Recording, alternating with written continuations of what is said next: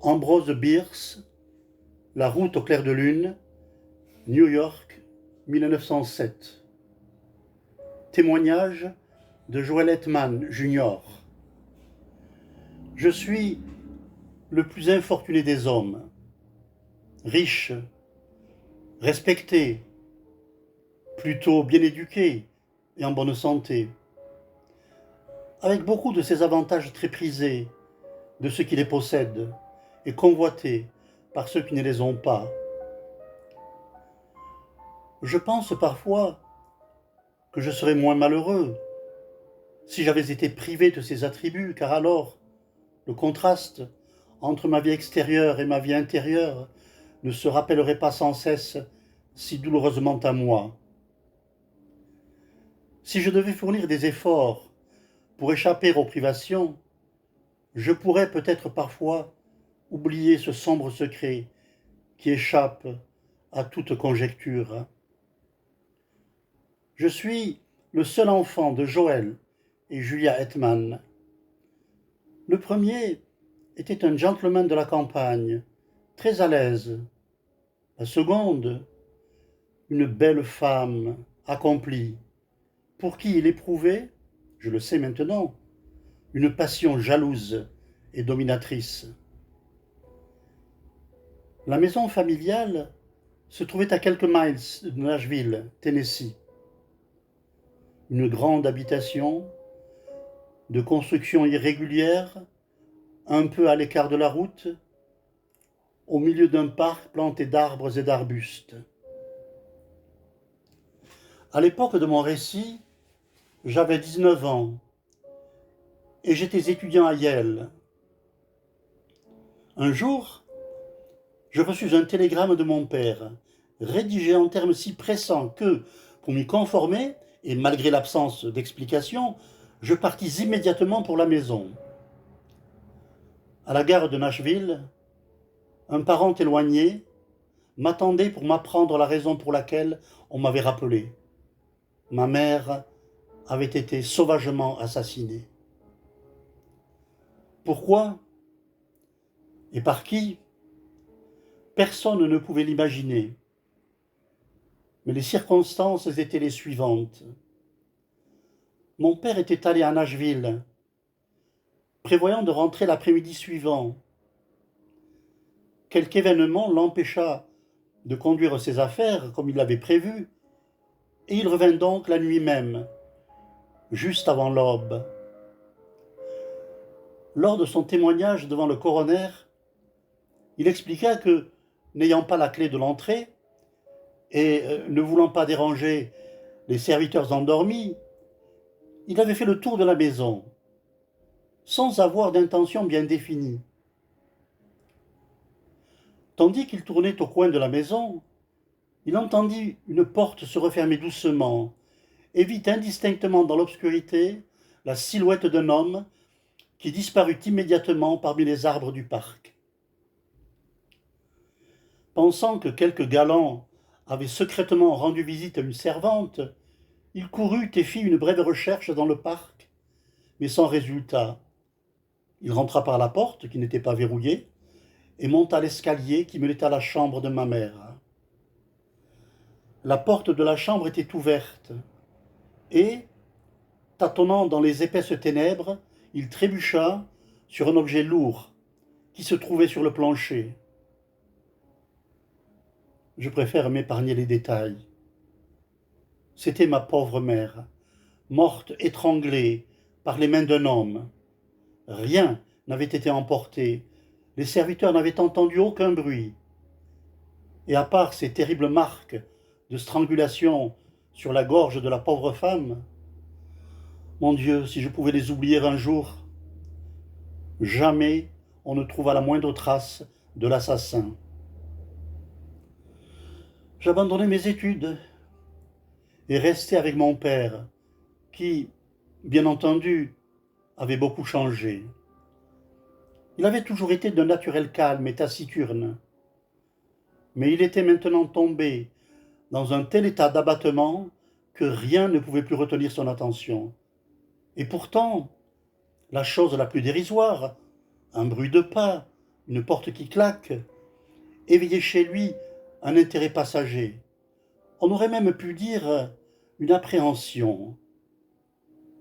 À la moindre surprise de ses sens, il se relevait, pâlissait, puis retombait dans une apathie mélancolique plus profonde que jamais. Je pense qu'on peut dire qu'il était à bout de nerfs. Quant à moi, j'étais plus jeune que maintenant, et cela joua pour beaucoup. La jeunesse est un don, qui est un baume pour de nombreuses souffrances. Ah, si je pouvais encore habiter cette contrée enchantée. Peu habitué au malheur, je ne pouvais me faire à l'idée de la perte que j'avais subie. Pas plus que je ne pouvais véritablement estimer la force du coup qui m'avait frappé. Une nuit, quelques mois après ce terrible événement, mon père et moi rentrions à la maison après être sortis en ville. La pleine lune était déjà haute et tout le paysage avait la calme solennité d'une nuit d'été.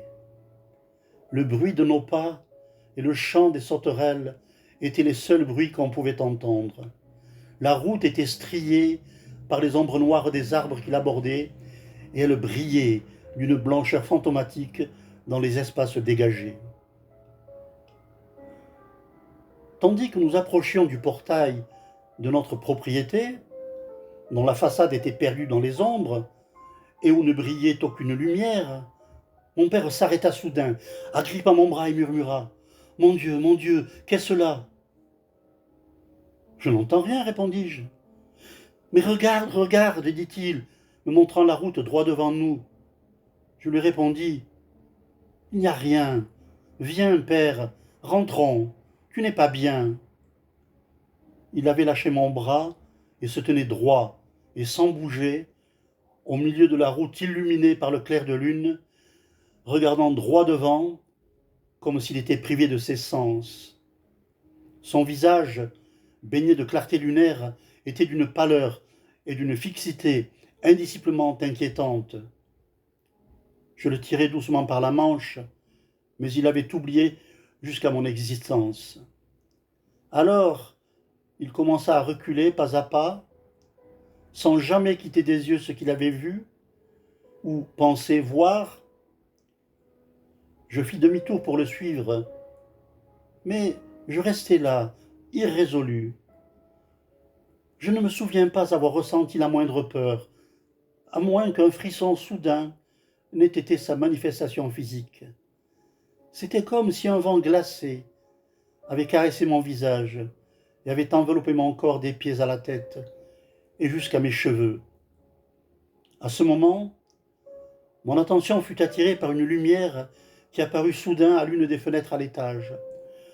L'une des servantes, éveillée par Dieu sait quelle mystérieuse prémonition, obéissant à une impulsion inexplicable, avait allumé une lampe. Quand je me retournai vers mon père, il avait disparu. Durant toutes les années qui ont suivi, aucune rumeur sur ce qu'il est advenu de lui n'a franchi les frontières de l'inconnu pour entrer dans le domaine des conjectures.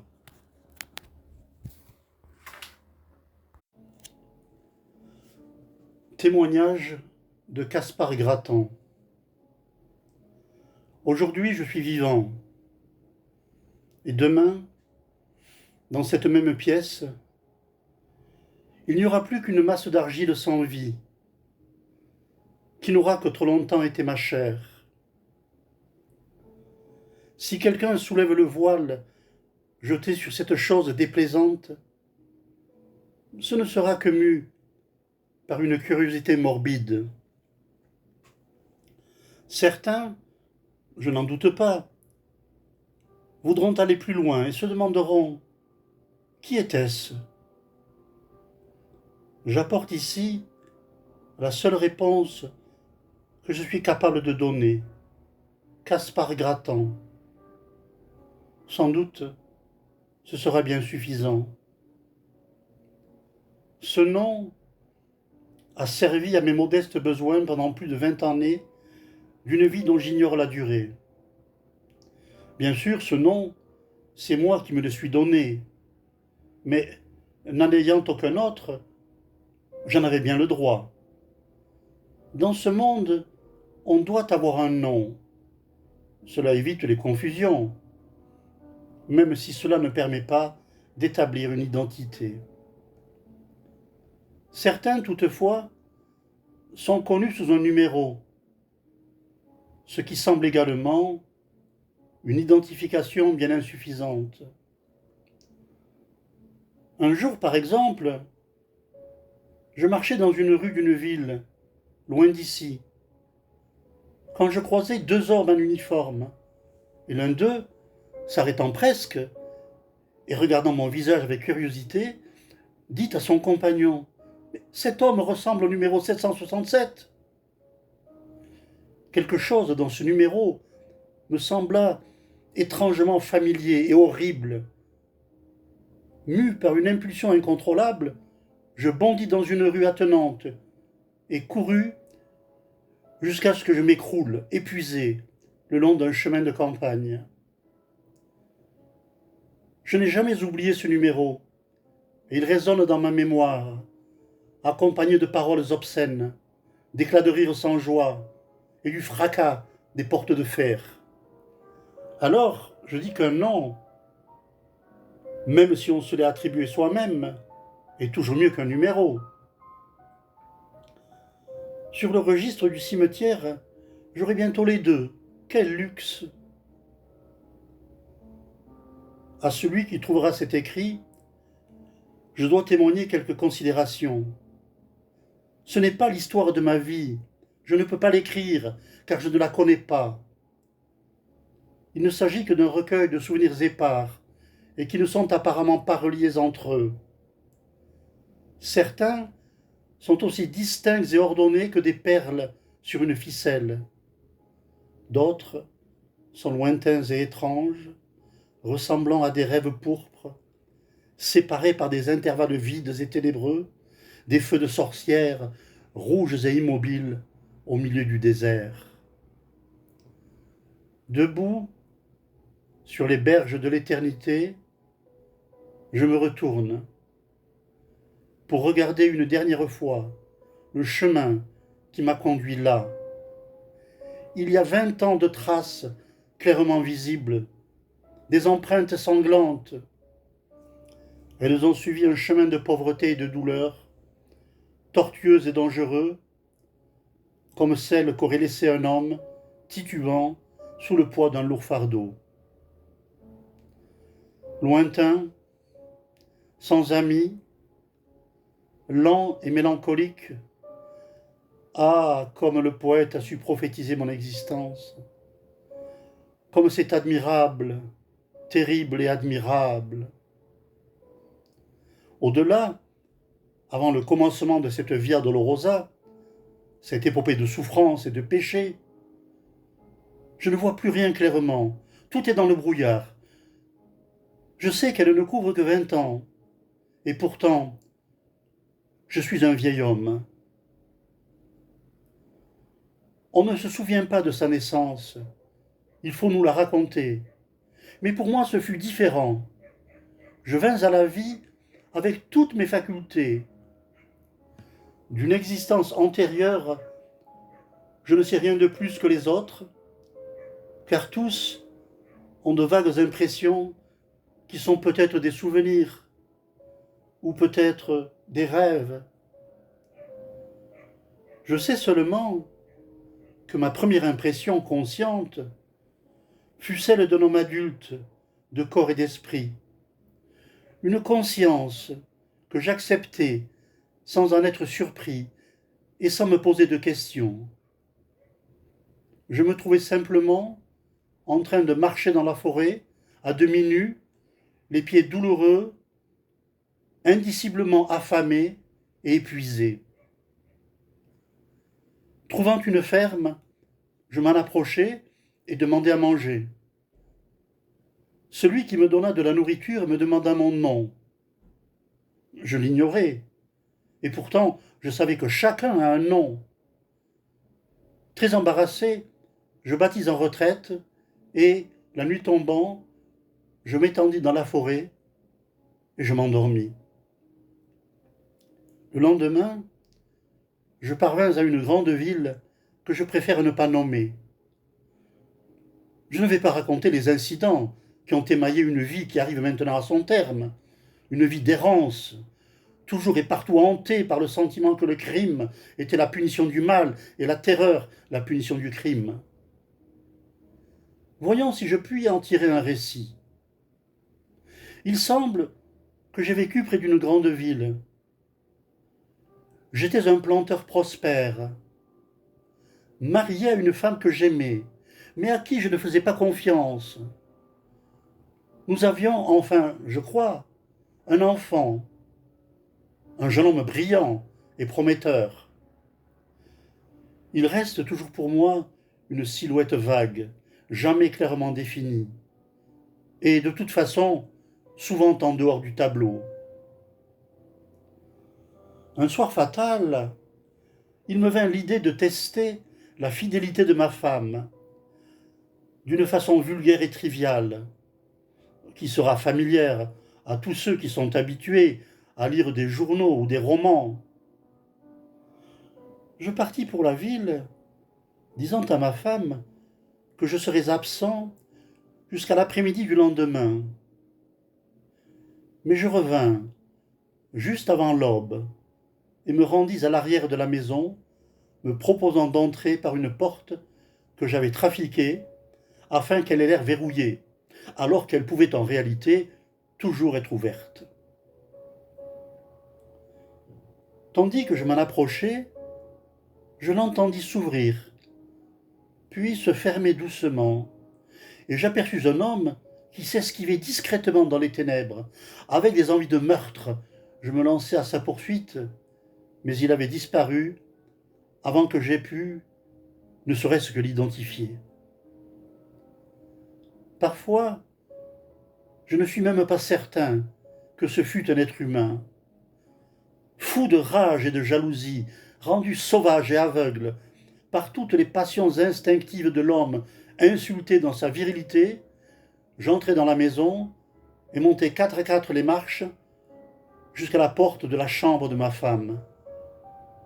Elle était fermée, mais j'avais aussi trafiqué cette serrure-là. Je pus donc facilement entrer, et malgré les ténèbres, je me retrouvai bientôt au pied du lit. Tâtonnant, je me rendis compte que celui-ci, bien que défait, était inoccupé. Elle est en bas, pensai-je. Terrifiée par mon arrivée, elle s'est échappée à la faveur de l'obscurité dans le hall d'entrée. Afin de la chercher, je tournai les talons pour quitter la pièce. Mais je pris la mauvaise direction. La bonne, devrais-je dire. Mon pied la heurta.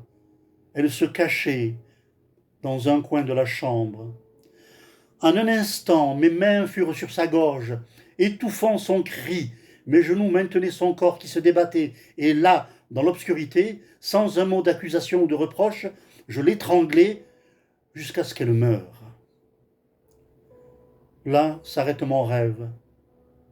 Je l'ai relaté au passé, mais le présent serait plus adapté, car, encore et encore, cette sombre tragédie se rejoue dans mon esprit. Encore et encore, je dresse mes plans, je souffre de voir mes soupçons confirmés et je répare mes torts. Puis, tout s'évanouit et la pluie se remet à battre contre les vitres crasseuses. La neige tombe sur mes maigres vêtements. Les rues sordides où je vis ma vie de pauvreté retentissent du fracas des roues des voitures. S'il y a parfois du soleil, je ne m'en souviens pas. S'il y a des oiseaux, ils ne chantent pas. Il y a un autre rêve, une autre vision dans la nuit. Je me tiens au milieu des ombres, sur une route au clair de lune. Je sens une autre présence, mais je ne peux déterminer ce qu'elle est au juste. Parmi les ombres d'une grande habitation, je perçois un vêtement blanc. Puis, La silhouette d'une femme m'apparaît sur la route, ma femme que j'ai assassinée.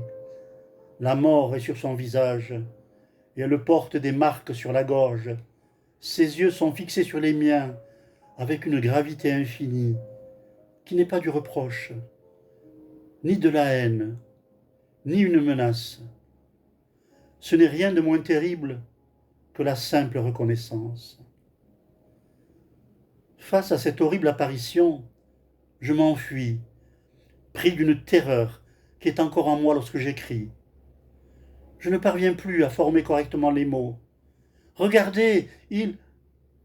Maintenant, j'ai retrouvé mon calme, mais vraiment, il n'y a plus rien à dire. Tout s'arrête comme cela a commencé, dans les ténèbres et le doute. Oui, j'ai retrouvé le contrôle. Je suis à nouveau le capitaine de mon âme. Mais ce n'est pas un répit. C'est une nouvelle étape de mon expiation. Ma pénitence, constante dans son intensité et variable dans sa forme. L'une de ces variantes est la tranquillité. Après tout, il ne s'agit que d'une réclusion à perpétuité, un enfer pour toute la vie. Voilà un châtiment bien stupide, puisque le condamné peut en fixer lui-même la durée. Aujourd'hui, ma peine arrive à son terme. À chacun, je souhaite la paix que je n'ai pas su trouver.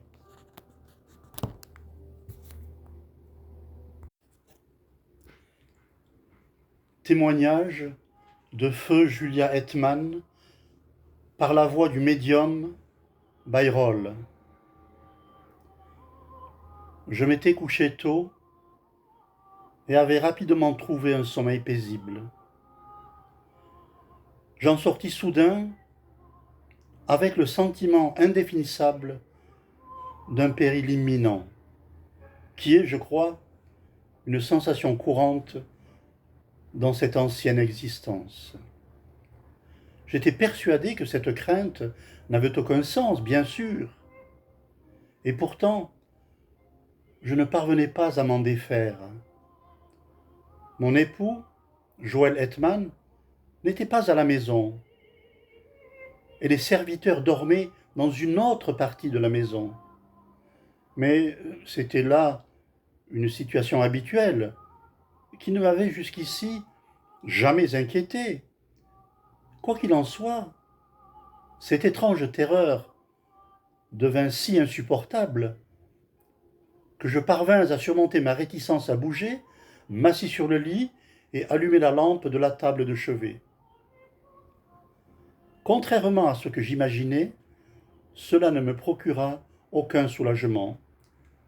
La lumière semblait plutôt ajouter au danger, car je me disais qu'elle se verrait sous la porte, révélant ma présence à la présence maléfique, quelle qu'elle soit, qui pouvait se tenir dehors.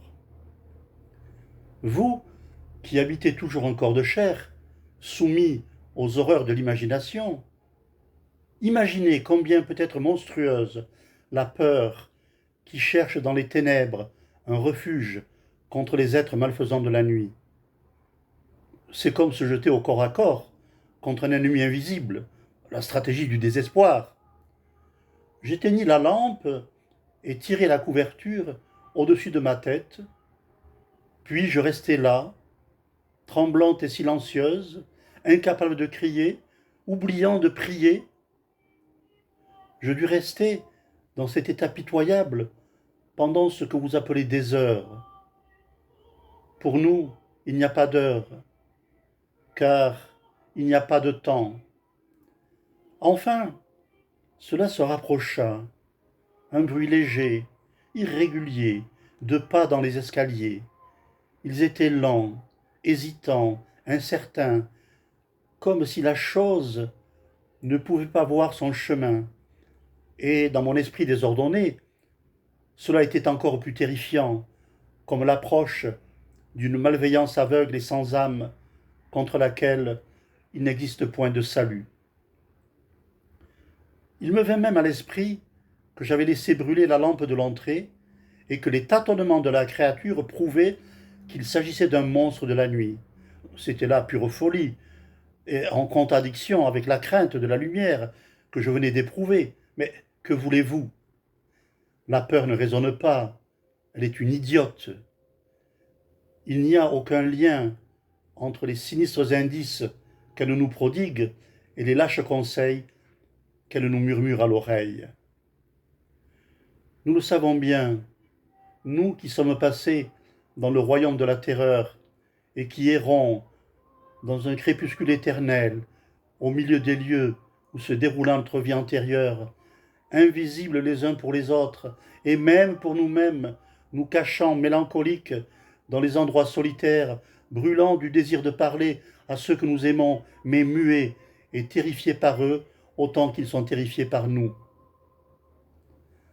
Parfois pourtant, la frontière disparaît, la loi est suspendue, la puissance éternelle de l'amour ou de la haine rompt l'enchantement, et nous pouvons être vus par ceux que nous voulons avertir, consoler ou punir. Sous quelle forme nous leur apparaissons alors, nous l'ignorons. Nous savons seulement que nous terrifions même ceux que nous voudrions réconforter et dont nous désirons le plus la tendresse et la sympathie. Excusez-moi, je vous prie, pour cette digression de celle qui fut autrefois une femme. Vous qui nous interrogez par ce moyen imparfait, vous ne pouvez pas comprendre. Vous posez de folles questions sur des sujets inconnus ou des sujets interdits. La plus grande partie de ce que nous savons et pouvons vous dire dans notre langage n'aurait aucun sens dans le vôtre. Nous ne pouvons communiquer avec vous que par ces balbutiements, qui ne sont que la fraction de notre langage que vous-même pouvez comprendre. Vous pensez que nous sommes d'un autre monde, mais non, nous ne connaissons pas d'autre monde que le vôtre, même si pour nous, il ne comprend ni soleil, ni chaleur, ni musique, ni rire, ni chant d'oiseaux, ni aucune présence. Ô Dieu, quelle chose terrible que d'être un fantôme, de se cacher, frissonnant, dans un monde altéré, en proie à l'angoisse et au désespoir. Non, je ne suis pas morte de terreur. La chose a fait demi-tour et est partie. Je l'entendis descendre les marches en hâte, m'a-t-il semblé, comme si elle avait été elle-même en proie à une peur soudaine. Alors, je me suis levé pour appeler à l'aide. À peine ma main tremblante avait-elle trouvé la poignée de la porte, que Dieu me protège, je l'entendis qui revenait. Les bruits de pas qui remontaient l'escalier étaient rapides et lourds. Ils faisaient trembler la maison. Je courus me réfugier dans un coin de la pièce et me recroqueviller sur le sol. J'essayais de prier. J'essayais de crier le nom de mon cher époux. Alors, j'entendis la porte s'ouvrir. Il y eut un intervalle où je dus perdre connaissance, et quand je repris mes esprits, je sentis qu'on me serrait fermement la gorge. Je sentis mes bras frapper faiblement quelque chose qui me repoussait en arrière. Je sentis ma langue qui ressortait entre mes dents. Et je suis passé dans cette existence où je me trouve maintenant. Non, je ne sais pas ce que c'était. Ce que nous savons de notre vie passée se résume à la somme de tout ce que nous savons au moment de notre mort. Nous connaissons bien des choses sur notre présente existence, mais aucune lumière ne vient éclairer le passé. Nous ne pouvons lire que ce qui s'est inscrit dans notre mémoire. Il n'y a ici aucune montagne de la vérité venant dominer ce confus paysage. Nous nous trouvons toujours dans la vallée des ombres, errons d'un endroit désolé à un autre, regardant depuis les ronciers ou les fourrés ses habitants déments et maléfiques. Comment pourrions-nous mieux connaître ce passé qui s'estompe dans le lointain? Ce que je vais vous raconter s'est passé une nuit. Nous savons quand il fait nuit, car à ce moment, vous rentrez dans vos maisons, et nous pouvons quitter nos cachettes pour nous aventurer sans crainte, près de nos anciennes maisons, pour regarder par les fenêtres et même entrer et contempler vos visages tandis que vous dormez. Je m'étais attardé longtemps près de la maison où j'avais été si cruellement changé en ce que je suis maintenant, comme nous le faisons souvent tant qu'il reste quelqu'un que nous aimons ou que nous haïssons. J'avais vainement tenté de me manifester par quelques moyens afin de faire savoir à mon époux et à mon fils que je continuais à exister, que je les aimais et que j'éprouvais pour eux une poignante pitié. À chaque fois, s'ils dormaient, ils s'éveillaient, et si, poussé par le désespoir, j'osais les approcher alors qu'ils ne dormaient pas, alors ils tournaient vers moi ce regard terrible des vivants qui, bien que j'ai cherché à l'attirer, me terrifiait pourtant et me détournait de mon but. Cette nuit-là, je les avais cherchés en vain, craignant tout à la fois de les trouver. Ils n'étaient pas dans la maison, ni sur la pelouse sous le clair de lune. Car, si le soleil est pour nous à jamais perdu, la lune, qu'elle soit pleine ou en croissant, est toujours là. Parfois elle brille la nuit, parfois le jour, mais toujours elle se lève, puis se couche, comme dans notre ancienne vie.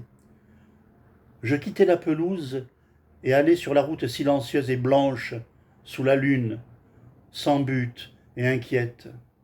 Soudain, j'entendis la voix de mon pauvre époux, qui poussait des exclamations de surprise, et aussi celle de mon fils, qui tentait de le rassurer et de le calmer. Et là, dans l'ombre d'un bouquet d'arbres, je les vis tout près, si près. Leur visage était tourné vers moi, et mon époux me regardait droit dans les yeux. Il me voyait, enfin, il me voyait. Lorsque je le compris, ma terreur s'évanouit, comme un rêve cruel disparaît le matin venu. Le sortilège de la mort était rompu. L'amour avait vaincu la loi. Folle de bonheur, je criai, je sais que j'ai crié. Il voit, il va comprendre. Alors, me ressaisissant, je m'avançai, souriante et consciente de ma beauté, pour prononcer les mots qui allaient restaurer les liens brisés entre les vivants et les morts. Hélas, hélas, son visage devint blanc de terreur.